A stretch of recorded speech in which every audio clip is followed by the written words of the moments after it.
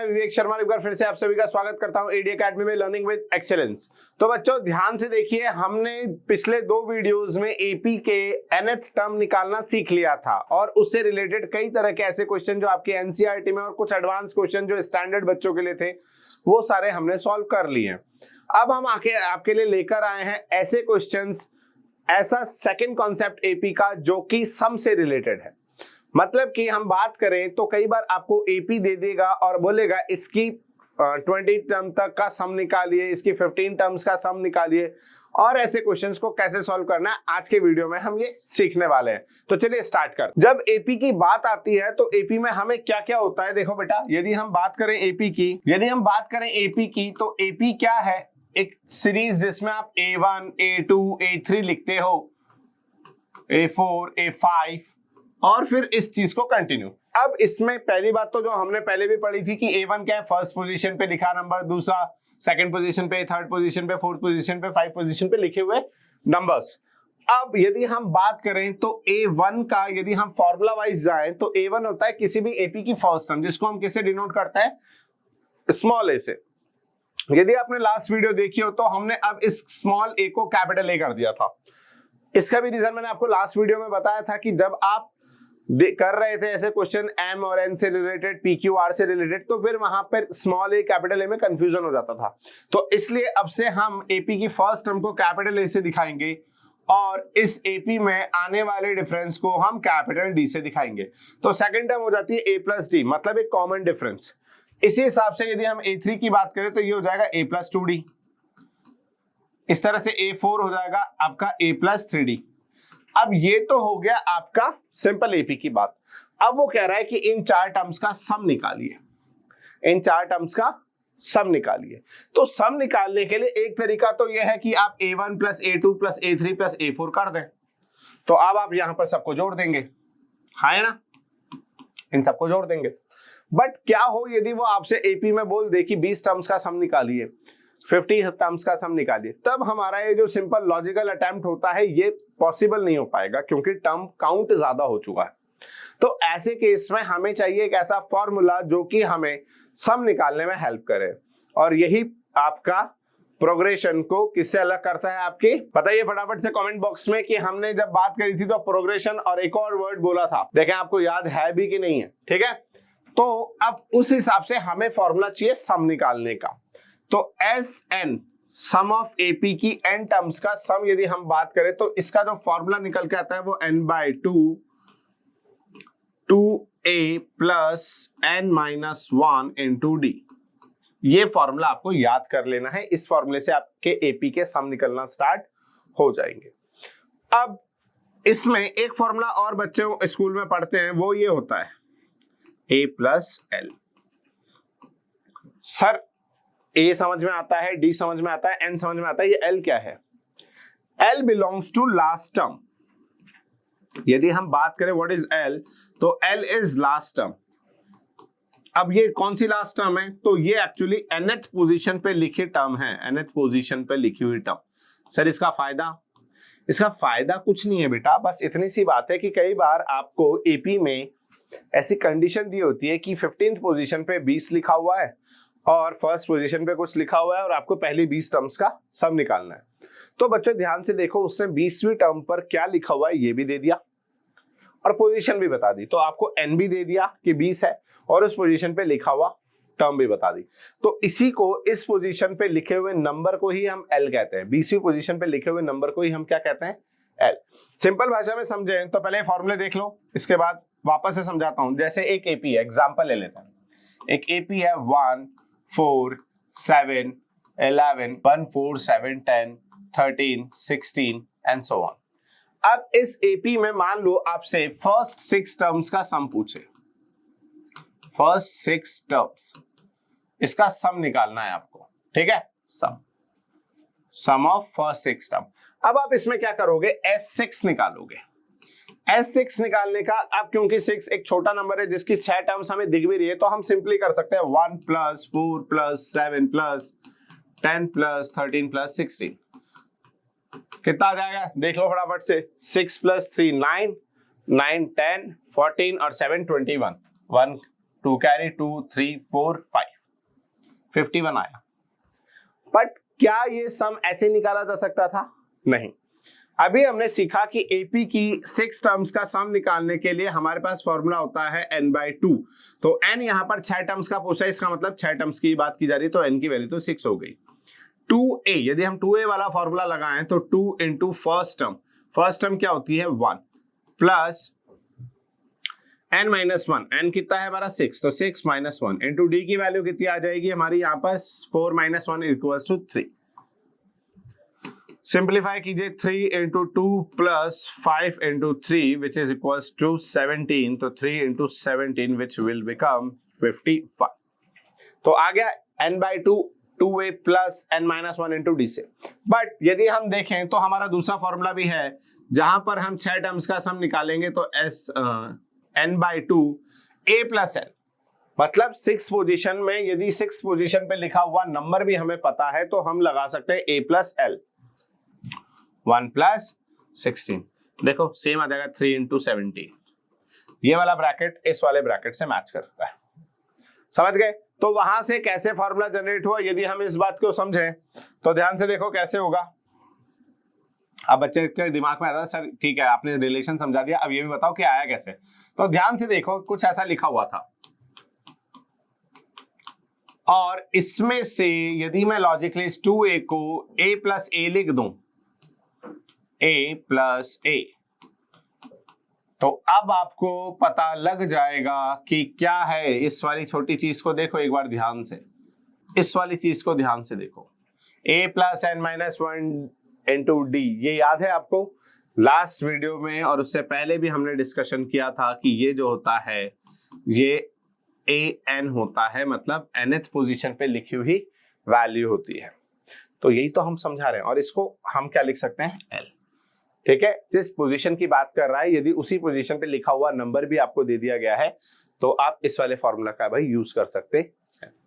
तो यहां पर हमने जितनी बातें करी वो सारी सीख ली, अब इनको अप्लाई करने चलते हैं क्वेश्चंस में, ठीक है? तो चलो अब पहला क्वेश्चन आ रहा है, find the sum of 20 terms of an AP. अच्छा दिया भी वही है 1 4 7 10 एंड सो ऑन, ठीक है? इसमें आपसे पूछा गया है कि इसकी 20 टर्म्स का सम बताओ। तो अब एपी तो ये रही, इस हिसाब से यदि मैं ए आइडेंटिफाई करना चाहूं तो ए क्या हो जाएगा 1, डी क्या हो जाएगा 4 - 1 इज इक्वल्स टू 3। अच्छा डायरेक्ट ना करें, ये भी चीज आपको एक बात बता देता हूं कि ये भी डायरेक्ट मत किया करो, आप हमेशा इसमें लिखा करो a2 - a1। बच्चा याद रखना बोर्ड में आपको एक एक चीज डिनोट करनी है, दिखानी है, कि आपको ऐसा नहीं है कि आप चीटिंग कर रहे हो, आपको सब कुछ आपके दिमाग में याद है और दिखाने का तरीका यही होता है कि आपने जो लिखा है उसको सही से करो। तो डायरेक्ट 4 - 1 मत कर दें, फॉर्मूला लिखें, इससे आपको डी निकल के आ जाएगा। एन के बारे में सवाल में कितनी टर्म्स का सम पूछा गया है 20, तो एन का वैल्यू कितनी हो जाएगी 20। तो अब मुझे लगता है आप डायरेक्ट सम निकाल लोगे। तो S20 की बात करें तो उससे पहले हम बात कर लेते हैं SN की, तो फॉर्मूला लिखना जरूरी है। तो क्या हो जाएगा n/2 2a plus n-1 into D. अब बच्चा मुझसे कह सकता है कि सर आपने a प्लस l वाला फॉर्मूला क्यों नहीं लिखा? बेटा वो क्यों लिखूंगा जब मेरे पास 20 पोजीशन पे क्या है वो दे ही नहीं रखा है, क्लियर? तो L वाला फॉर्मूला तब लगेगा जब हमें 20th पोजीशन पे कौन सा नंबर था वो दिया हुआ, ठीक है? हालांकि वो निकालने का एक तरीका भी होता है, आप एपी लगा सकते हैं। आपका nth टर्म का फॉर्मूला, पर क्या फायदा है जब डायरेक्ट आंसर आ रहा है, तो फिर हम कैलकुलेशन ही कर लेंगे। चलो तो अब यहाँ पर 20 टर्म्स के हिसाब से 20 divide by 2 into 1 plus 20 - 1 into D की वैल्यू 3। सिंप्लीफाई कीजिए इसको तो आ जाएगा आपका S20 is equals to 10 into 2 plus 19 into 3 कितना हो जाता है 57, ठीक है? 19 इंटू 3 57, तो 10 इंटू 59 विच विल बिकम 590। तो यहां पर पहली 20 टर्म्स का सम 590 आ गया। And if you have a calculator you can do it practically, तो आपको आंसर मिल जाएगा 590। अब फायदा क्या है, नुकसान क्या है, समझ लो। कैलकुलेटर को जब आप ऐसे करोगे तो पहले तो आपको दिमाग में बार बार +3 करना पड़ेगा, किसी पॉइंट पे आपने +3 गलत कर दिया तो भी गलत हो जाएगा। तो ज्यादा अच्छा है इस पे बिलीव रखें और आपका आंसर निकल के आ जाएगा। ठीक है, कोई डाउट? चलो, अब इसके बाद ये तो था एक सिंपल सा क्वेश्चन। अब आप सिंपल क्वेश्चन तो कर सकते हो। अब एक थोड़ा सा डिफिकल्ट क्वेश्चन जिसमें आप एक नया कॉन्सेप्ट भी सीखेंगे। यहां पर हम कॉन्सेप्ट की बात भी करेंगे। अब कॉन्सेप्ट क्या कह रहा है, बहुत ध्यान से सुनना और समझना। क्या कह रहा है? The sum of 3 numbers in AP is -3 and their product is 8। Find the numbers. Number निकाले यदि पहले 3 नंबर्स का सम, अच्छा पहले 3 नहीं, यदि किसी एपी के कुछ 3 टर्म्स की बात कर रहा है कि किन्हीं 3 टर्म्स का सम, कंटिन्यूअस 3 टर्म्स का सम जो है वो कितना है, -3 हो, और उन्हीं 3 टर्म्स का जो प्रोडक्ट है वो 8 आ रहा हो। तो यहां से हम एक कॉन्सेप्ट सीखेंगे, assuming the terms. Assuming the terms. अब ये आप कहोगे सर ये क्या है? तो ध्यान से देखो क्या होता है ना, जब 3, 4, 5 टर्म्स की बात कर लेता है, 2, 3, 4, 5, 6, 7, तब हमें टर्म्स अज्यूम करना आना चाहिए। यदि हमने सिंपल लॉजिक से करा, यदि हम आपका बेसिक्स बताएं तो 3 टर्म्स अज्यूम करने के लिए होंगी a प्लस डी और a प्लस 2d। बिल्कुल सही है। पर इससे फायदा और नुकसान यदि हम देखें तो फायदा तो कुछ भी नहीं दिख रहा, बस इतना सा है कि जो बेसिक हम पढ़ के आए थे उससे सवाल हो रहा है, 3a प्लस 3d। और इससे क्या हुआ, हमारे पास a प्लस डी की एक 2 वेरिएबल वाली लीनियर इक्वेशन बन गई जो हमें सॉल्व करनी पड़ेगी। तो अच्छा, आप कंफ्यूज ना हो, 3 का आ गया, 3 हमने उधर जो वैल्यू दे रखी थी उसे डिवाइड कर दी, वो चीज नहीं कर। पर अभी हमारे पास a प्लस डी बचा है। इसकी जगह यदि हम थोड़ा सा दिमाग चलाएं तो हम क्या करेंगे, ये अज्यूम नहीं करेंगे। अब केस आते हैं अज्यूमिंग द टर्म्स, इसीलिए तो एक टॉपिक की तरह समझा रहा हूं कि क्यों अज्यूम करने में हमें दिमाग चलाना होगा। क्योंकि जब टर्म्स की बात बोली जाएगी तो there are 2 types of terms जो हमसे पूछ सकता है। या तो हमसे पूछ सकता है इवन, या हमसे पूछ सकता है ऑड। जैसे इस केस में आपसे 3 टर्म्स की बात की गई, हो सकता है किसी क्वेश्चन में आपसे ऑड टर्म्स की बात कर दे, इवन टर्म्स की बात कर दे, कुछ भी कर सकता है। तो कैसे करना है, तो ध्यान से सुनो। पहले हम बात कर लेते हैं ऑड टर्म्स की, जिससे आपको इवन टर्म्स निकालना भी आसान हो जाएगा। ऑड टर्म्स में यदि आपसे एक टर्म अज्यूम करने की बोले तो मुझे लगता है हर बच्चे को पता होगा कि यदि आपसे किसी एपी की एक ही टर्म अज्यूम करने के लिए बोला जा रहा है तो आप क्या अज्यूम करेंगे। बट यदि आपसे 3 टर्म्स अज्यूम करने के लिए बोल दिया जाए तो अब थोड़ा सा दिमाग चलाइए और ए को बीच में रखिए। बीच में इसलिए क्योंकि इस कॉन्सेप्ट से आप अगली टर्म को पता है आपको a प्लस डी होगी, पर इस कॉन्सेप्ट से पिछली टर्म भी आपके दिमाग में आ जाएगी a माइनस डी। अब आप कहोगे sir a plus D, a plus 2d भी तो मान सकते थे। बेटा इससे ध्यान से देखो, जैसे आप इन तीनों को प्लस करने जाएंगे d से d कैंसिल आउट हो गया तो आपका डायरेक्ट आंसर 3a पता लग जाएगा। इससे आपको a पता लग गया AP का। हालांकि ये a फर्स्ट टर्म नहीं होगा, यहाँ पर a जो है वो बीच में कहीं आ रहा है तो ये फर्स्ट टर्म नहीं है, पर इन तीनों टर्म्स के लिए हमें जो जो वैल्यूज चाहिए थी a और d की, उनमें से a हमें पता लग गया। और किसी ना किसी तरह से हमें सेकंड टर्म के बारे में, मतलब d सेकंड वेरिएबल के बारे में कुछ ना कुछ दिया होगा, जो कि दिया है देखो प्रोडक्ट की फॉर्म में, तो वहां से दूसरी इक्वेशन बना के सॉल्व कर देंगे। तो उसमें भी यदि हम a की वैल्यू रख देते तो हमारा काम आसान हो जाएगा। क्लियर? चलो, तो इस भी यहाँ पे 3 टर्म्स हो गए। अब मुझे लगता है बच्चे 5 टर्म्स अज्यूम करना सीख गए होंगे कि a को बीच में रखा तो पॉजिटिव साइड जाओगे तो a plus D, negative side जाओगे तो a माइनस डी, बट इसके आगे जाओगे तो a प्लस 2d। तो यदि यही जोड़ करते हुए हमें a ही चाहिए तो इधर क्या टर्म होनी चाहिए, a माइनस 2d। समझ में आया? तो इस तरह से हमारा सवाल चलता है। अब यह आपका होमवर्क है कि 7 टर्म्स अज्यूम करना सीख लीजिए। ये आपका होमवर्क है कि आपको 7 टर्म्स अज्यूम करने के लिए क्या क्या होनी चाहिए ये आपको पता होना चाहिए। चलो, तो अब आ जाते हैं हमारे सवाल के दूसरे पार्ट पर, जहां पर हम इवन के बाद किसकी बात करेंगे, ऑड पार्ट की। किसकी बात करेंगे? ऑड पार्ट की। ठीक है, इवन और ऑड में से हमने ऑड का अज्यूम करना सीख लिया। अब इवन का केस आ जाएगा कि यदि इवन टर्म्स पूछ ले तो क्या करेंगे। इवन का केस आ जाए बच्चा तो थोड़ा सा दिमाग चलाएंगे हम और हमारा काम हो जाएगा। इवन का मतलब हमसे मिनिमम पूछा जाएगा 2 टर्म्स, और 2 टर्म्स तो यही होती हैं a और a प्लस डी। ठीक है, गलत। मेन चीज क्या है ना बेटा, यदि आपने a और a प्लस डी को ही करा तो वापस से वही आ जाएगा लीनियर इक्वेशन इन 2 वेरिएबल्स, तो फिर वो तो प्रॉब्लम है। तो यहां पर हम ये अज्यूम नहीं करेंगे। हम क्या करेंगे, हम मान लेंगे ए में टर्म नहीं है, हमारी जो पहली टर्म हम मानेंगे वो मानेंगे ए माइनस डी, और दूसरी टर्म डायरेक्ट हो जाएगी ए प्लस डी। अब आप कहोगे सर ऐसा क्यों? अब ध्यान से जोड़ो इन दोनों टर्म्स को, तो डी से डी कैंसिल आउट हो रहा है, तो डायरेक्ट ए निकल कर आ रहा है, डायरेक्ट ए निकल के आ रहा है, तो मतलब एपी का हमारा ए पता लग गया, डी पता लग जाएगा दूसरी कंडीशन से। तो अज्यूम करने में यहां पर बस एक बात ध्यान रखना कि इस हिसाब से इस एपी का जो कैपिटल डी होता है वो 2d के बराबर होगा, मतलब इसका जो कॉमन डिफरेंस है 2d के बराबर होगा। ठीक है, चलो अच्छा, इसके अलावा यदि 4 टर्म्स की बात कर ले तो अब क्या आएगा, a minus D, A plus D, तो इस हिसाब से अगली टर्म हो जाएगी a माइनस 2d और a प्लस 2d, है ना। पर एक बात लॉजिकली सोच के देखो, यहां से यहां में 2d का गैप है और यहां से यहां में सिर्फ d का गैप है और यहां से यहां में भी d का गैप है, तो क्या ये एपी रह जाएगी? एपी रह जाएगी? नहीं। इसका मतलब हमने जो एज्यूम करा वो सब गलत हो गया, तो अब हम इसको थोड़ा सा चेंज कर देंगे। यहां पर 2d का गैप मेंटेन करने के लिए यहां पर हम a माइनस 3d करेंगे। अब आप गैप देखो, a माइनस 3d है, उसमें यदि आप 2d ऐड करते हो तो a माइनस डी हो जाएगा, फिर 2d ऐड करते हो तो a प्लस डी हो जाएगा, और फिर इसमें ऐड करते हो तो a प्लस 3d आ जाएगा। तो 4 टर्म्स हो गया और आपका होमवर्क 6 टर्म्स के लिए है। तो ध्यान रख लो, 2 होमवर्क तो हमने आपको दिए हैं 7 टर्म से रिलेटेड कि क्या अज्यूम करना होता है, और 6 टर्म से रिलेटेड कि 6 टर्म के केस में आपको क्या अज्यूम करना होता है। अब आ जाते हैं हमारे सवाल पर। चलो, अब सवाल के हिसाब से according to question let us assume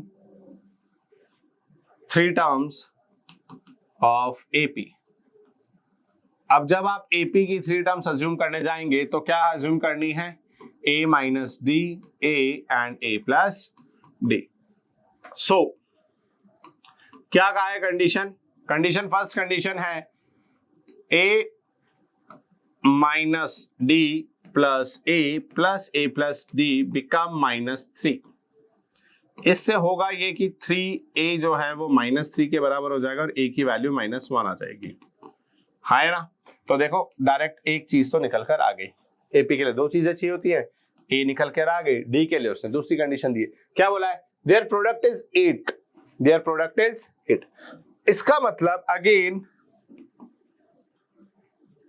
ATQ की यदि हम बात करें तो ATQ कहता है, क्वेश्चन कहता है कि प्रोडक्ट किस किस का, a माइनस डी का इंटू a प्लस डी। यदि आप ऐसा करते हैं तो this will be equals to 8।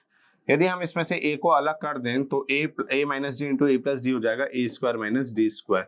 Now अब आपको मैथ्स पता है कि यदि ऐसा है तो a की वैल्यू डाल दीजिए, तो -1 इंटू -1 का square minus D square is equals to 8। -1 minus D square is equals to 8, 1 minus d square is equals to -8, 1 plus 8 is equals to d square, d is equals to +-3। जिसको ये step नहीं आती हो please थोड़ी सी math सीख जाइए। 8 + 1 9, और यदि d स्क्वायर है तो हमें अंडर रूट करना पड़ेगा, उस हिसाब से +-3। थोड़ी सी मैथ्स आपको सीखनी ही पड़ेगी। यदि आप 10th क्लास में हैं और पास होना चाहते हैं तो आपको थोड़ी बहुत मेहनत तो खुद से भी करनी होगी। अब इस हिसाब से आपकी एपी के टर्म्स निकाल देते हैं, फटाफट देखिए क्या आएगी। यदि हम a की वैल्यू -1 और d की वैल्यू +3 लेते हैं तो हमारी 3 टर्म्स थी a माइनस डी, आप वैल्यू डालिए -1 -3, कितना हो जाएगा -4। a की वैल्यू आपकी कितनी है, ये -1, और a प्लस डी की वैल्यू कितनी हो जाएगी, -1 + 3 + 2। तो हमारी एपी की वो 3 टर्म्स जिनके बारे में हम बात कर रहे थे वो दैट विल बी -4 -1 एंड 2। यदि हम इसी जगह दूसरी बात आ जाए तो a इज इक्वल्स टू -1 लेंगे, a इज इक्वल्स टू -1 लेंगे और d इज इक्वल्स टू -3। जब आप ऐसा करेंगे तो a माइनस डी की वैल्यू कितनी हो जाएगी, -1 -3, which will become -1 + 3 2।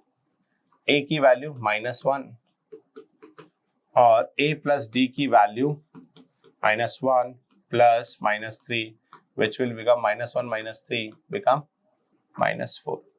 अब आप देखो यहां से भी जो AP आ रही है वो आ रही है 2 -1 -4। AP की तीनों टर्म्स की जो बात चल रही है वो तो सेम ही आ रही है। तो इस तरह से D चेंज हो जाने से भी +-3 करने से हमारे जो क्वेश्चन में पूछी गई चीजें वो नहीं बदलती है। बस बात इतनी से हो जाती है कि यहां से हमारी दो तरीके से आ सकती है। इससे होगा कि यदि AP इस तरह फ्लो कर रही है तो अब ये पॉजिटिव हो गई है, और यदि इस तरह से AP फ्लो कर रही है तो अब ये टोटल नेगेटिव चलेगी। ठीक है, तो बस इतना सा फर्क पड़ता है, बाकी कोई फर्क नहीं पड़ेगा। गिवन क्वेश्चन में यही आंसर सही रहेगा। क्लियर? चलो AP आगे बढ़ती है, किधर जाएगी वो आपसे पूछा ही नहीं जाता है। चलो ठीक है, तो नेक्स्ट क्वेश्चन देखते हैं। Find the sum of all 3 digit natural number which are divisible by 7। अब ये नया कॉन्सेप्ट आ गया फिर से। क्या कह रहा है? 7 के मल्टीपल्स जो हैं, मल्टीपल्स ही बोल रहा है ना, 7 के मल्टीपल्स, डिविजिबल मतलब 7 के मल्टीपल्स, 7 के मल्टीपल्स का सम निकालिए। कितने वाले? 3 डिजिट वाले नेचुरल नंबर्स। मतलब एक तो हमें नेगेटिव साइड नहीं जाना, हमारा पहला नंबर जो स्टार्ट होना चाहिए वो 7 से होता है, बट उसमें भी लिमिटेशन लगा दी है कि 3 डिजिट की बात कर रहा है। तो एक्चुअली आप 100 के आसपास से देखिए, 100 के आसपास पहला मल्टीपल क्या है, और 999 इस तक में कितने मल्टीपल्स हैं और उससे बात चलेगी। ठीक है, तो अब सबसे पहले हमें पता लगाना होगा कि 7 का ऐसा मल्टीपल जो 3 डिजिट का हो पहला, वो कौन सा होगा। तो ऐसा करने के लिए आप क्या कीजिए, 100 को किससे डिवाइड कर दीजिए? 7 से। जब आप ऐसा करेंगे तो आपका जो क्वोशिएंट है वो कितना आ जाएगा? 14। अब 14 तक ऐसा नंबर होता है, यदि आपको थोड़ा भी दिमाग है तो आप ध्यान से देखिए, 14 × 7 कितना हो जाता है? 98। मतलब यदि हम 14th पोजीशन पर देखें तो 98 लिखा होना चाहिए था, और वो 3 डिजिट का नेचुरल नंबर नहीं है। तो जब आप ऐसा करेंगे तो फर्स्ट जो टर्म डिवाइड होगी वो कौन सी पोजीशन पर आएगी? कौन सी पोजीशन पर आएगी?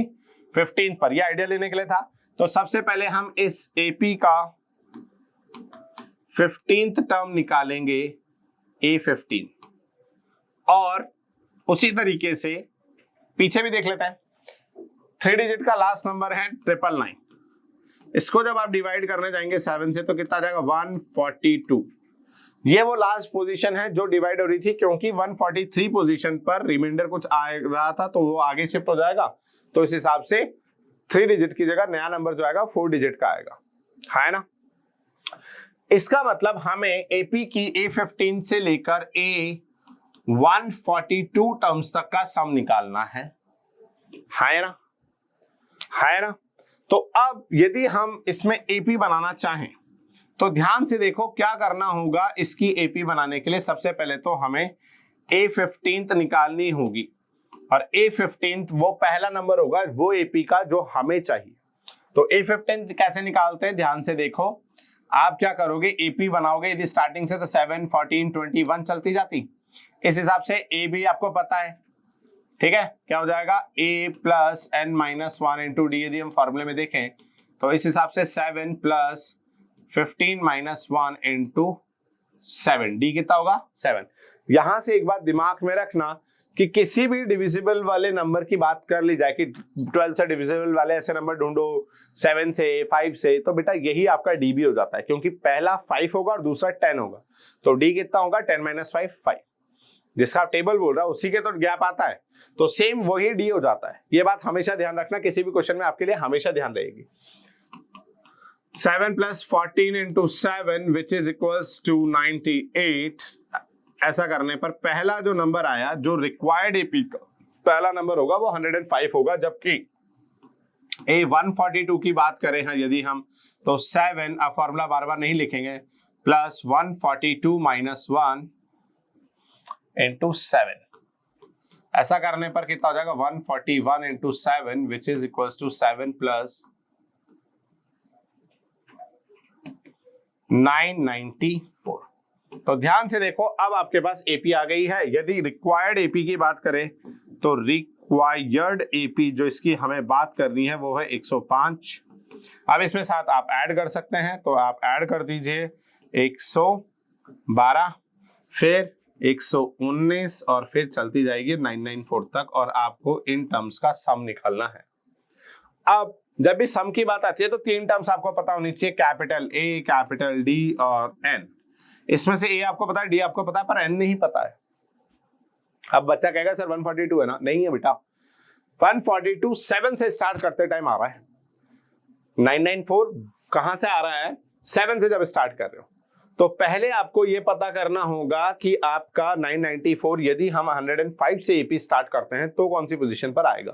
ठीक है, तो इतना करने के बाद एपी जो हमारी है, रिक्वायर्ड एपी, वो हो जाएगी 105, 112, 119 एंड सो ऑन 994। और इस एपी में 994 किस पोजीशन पर है, पहले हमें ये पता करना पड़ेगा। तो फॉर्मूला आप ऑलरेडी लिख चुके हैं, इसलिए डायरेक्ट लगाइए 105 प्लस n माइनस 1 इंटू 7। ऐसा करने पर डायरेक्ट आपको आंसर मिलेगा, इसमें से 105 माइनस कर दीजिए, कितना हो जाएगा 98 which is equal to n minus 1 into 7। Simplify करने जाएंगे तो आपका कितना जाएगा 1, अच्छा ये कहां से आ रहा है बता देता हूँ, 889 डिवाइड बाय 7। हालांकि मैं करूंगा नहीं क्योंकि ये आपको डायरेक्ट पता होना चाहिए। तो 127, तो आपका जो रिक्वायर्ड n है वो 128 हो जाएगा, 128 टर्म्स। और यदि आप नॉर्मली भी दिमाग चलाते हैं तो 142 टर्म्स में से 15 टर्म से तो हमारी एपी स्टार्ट हो रही है, तो इसमें से 14 माइनस कर दीजिए, तो भी आपको डायरेक्ट 821 मिल जाता।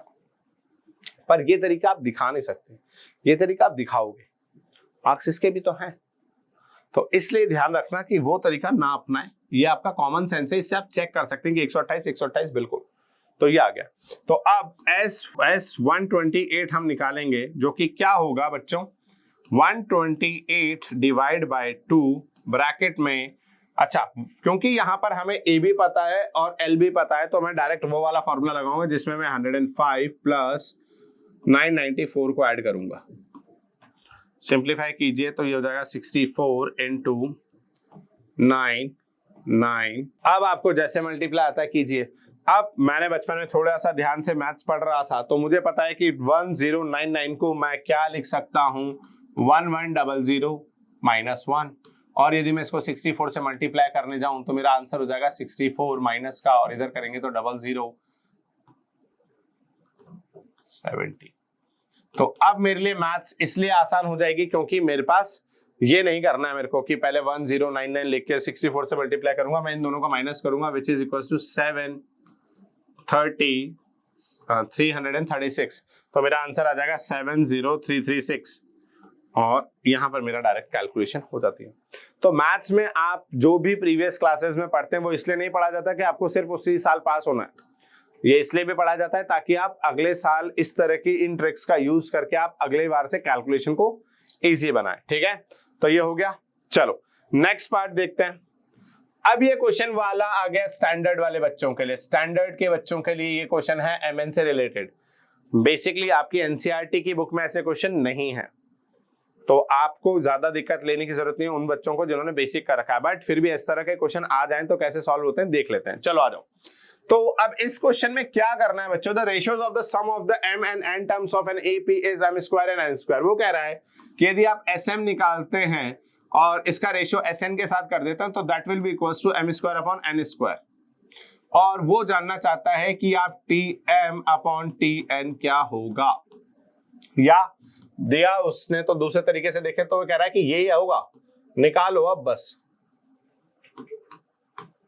उसने ये वाला देकर ये वाला पूछा है कि भैया ये तो गिवन है आपको, ये आपको 2 प्रूव करना है। यदि हम 7-9 क्लास की बात करें 7 चैप्टर की, तो ये 2 प्रूव वाले स्टेटमेंट है कि ये प्रूव करो कि tm अपॉन tn जो होता है ये आएगा। अब यदि कोई भी बच्चा स्टार्टिंग से हमारे साथ एपी पढ़ रहा है तो उसको ये पता होगा कि किसी भी एपी को सॉल्व करने के लिए हमें 3 ही चीजें चाहिए होती हैं, कैपिटल ए, कैपिटल डी और एन। इस सवाल में n की 2 बार वैल्यूज हैं, एक बार m है और एक बार n है। अब देखो यहां भी n आ गया कंफ्यूजन बढ़ाने के लिए, तो इसलिए हम इसको भी कैपिटल n कर देते हैं।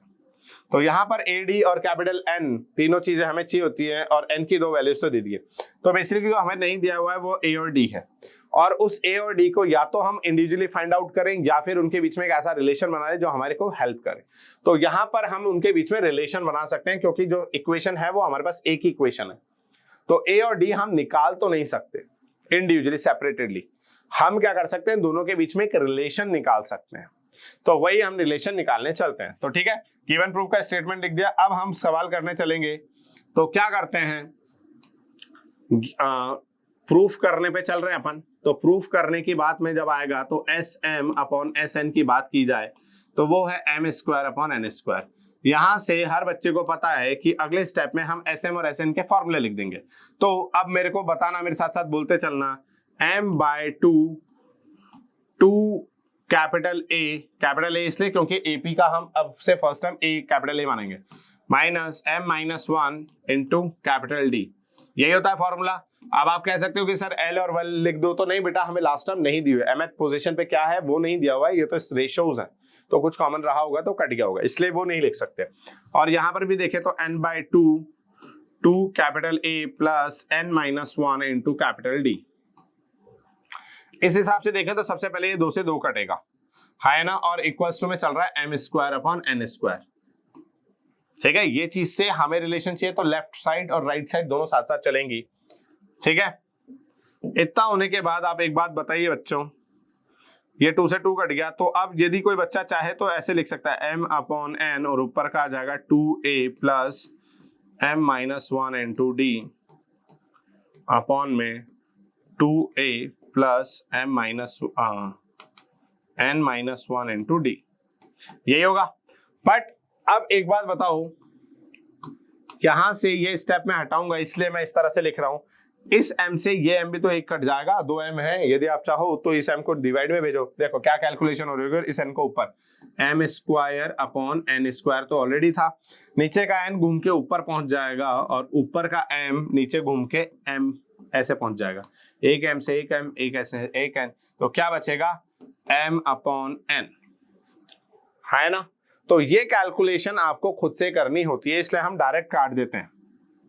तो ये बात आपको आनी चाहिए। ठीक है, चलो ऊपर बचा है 2a plus m minus 1 into D whole upon में 2a plus n minus 1 into D, और राइट साइड एक m और एक n बचा हुआ है। यस और नो। अब इसके बाद मुझे लगता है हर वो बच्चा जो मैथ्स पढ़ता आ रहा है उसको पता होगा इस स्टेप पर आपके पास और कोई ऑप्शन बचता नहीं है, और कोई ऑप्शन बचता नहीं सिवाय क्रॉस मल्टीप्लाई के। तो क्रॉस मल्टीप्लाई कर दीजिए। चलो, तो जब आप क्रॉस मल्टीप्लाई करने जाएंगे तो यहां हो जाएगा 2an plus N D multiply with m minus 1, और राइट साइड ये हो जाएगा 2am m इंटू 2a, तो 2am plus md multiply with n minus 1। ठीक है, अब आप जब इसको सॉल्व करने जाएंगे तो क्या होगा 2an plus mnd minus nd, और इधर वाले को जब सॉल्व करेंगे तो ये हो जाएगा 2am plus mnd minus md। Simplify में आप एक चीज देख सकते हैं कि mnd से mnd कट जाएगा, किसी भी एक साइड ले जाइए तो mnd से mnd कट जाएगा। तो क्या बचेगा बच्चों, क्या बचेगा 2an minus nd is equals to 2am minus md, ये बचेगा। अब इसको हम आगे सॉल्व करें तो क्या है 2an माइनस nd, और इधर देखें तो इधर है 2am माइनस md। सिंप्लीफाई करने के लिए आपके पास अब कोई ऑप्शन बचा नहीं है, 2an को उधर ले जाइए तो 2am माइनस 2an, और md को इधर ले आइए तो md माइनस nd। सिंप्लीफाई करने पर d common, m minus n, इधर 2a कॉमन तो इधर आ जाएगा m minus n, m minus n से m माइनस n कट जाएगा और d की वैल्यू आपकी 2a आ जाएगी। ठीक है, इस रिलेशन का यूज कर हमें क्या करना है, हमें क्वेश्चन में tm अपॉन tn निकालना था, तो निकाल लेते हैं। चलो, तो अब यदि हम इसके बाद देखें तो टी एम जो है अपॉन टी एन, फॉर्मूला लगाइए, A plus M minus one into D upon A plus N minus one into D. जब आप ऐसा करेंगे तो ए की वैल्यू या डी की वैल्यू आप 2a रखिए, तो a plus M minus one into 2a whole upon में a plus N minus one into 2a। जब आप ऐसा करते हैं तो अब आप देखिए ध्यान से क्या होगा, यहाँ पर T M upon T N चल रहा है, तो अब यहाँ पर क्या हो जाएगा, T M upon T N की value a plus 2am, a plus 2am minus 2a whole upon में a plus 2an minus 2a। ये तो आपको दिख ही रहा होगा कैसे लिखा। अब क्या होगा बच्चा, ध्यान से देखो, a और 2 आपस में सॉल्व हो जाएगा, क्योंकि ये पॉजिटिव है तो 2am आगे रह जाएगा और माइनस a पीछे चला जाएगा। सिमिलर नीचे हो जाएगा 2an माइनस a, ऊपर से नीचे से दोनों से a कॉमन आ रहा है, तो a कॉमन लेते ही अंदर बच जाएगा 2m माइनस 1 अपॉन नीचे आ जाएगा a 2n माइनस 1। ऐसा करने पर a से a कैंसिल आउट हो जाएगा और tm अपॉन tn का रेशो क्या आ जाएगा आपका,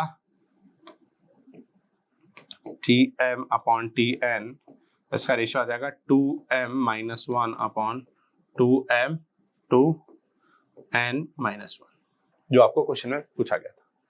सवाल सिंपल है, वही करना है जो आप सीख के आए हो। ऐसा कुछ नहीं है कि मैंने पूरे सवाल में कुछ अलग कराओ। बस किसी पॉइंट पर देखो ध्यान से, जब ए बी सी डी वाले सवाल आ जाते हैं तो हमारी सबसे पहले गलत होती है कैलकुलेशन। तो हमें कैलकुलेशन संभालनी है। यदि आप कैलकुलेशन संभाल लेते हो तो आपका सवाल गलत नहीं हो सकता। इसलिए ध्यान रखना कि इस पर्टिकुलर पॉइंट पे आपको एक एक साइन की बहुत इजीली और बहुत ध्यान से फोकस के साथ मल्टीप्लाई करना होगा, नहीं तो सवाल गलत हो ही जाएगा।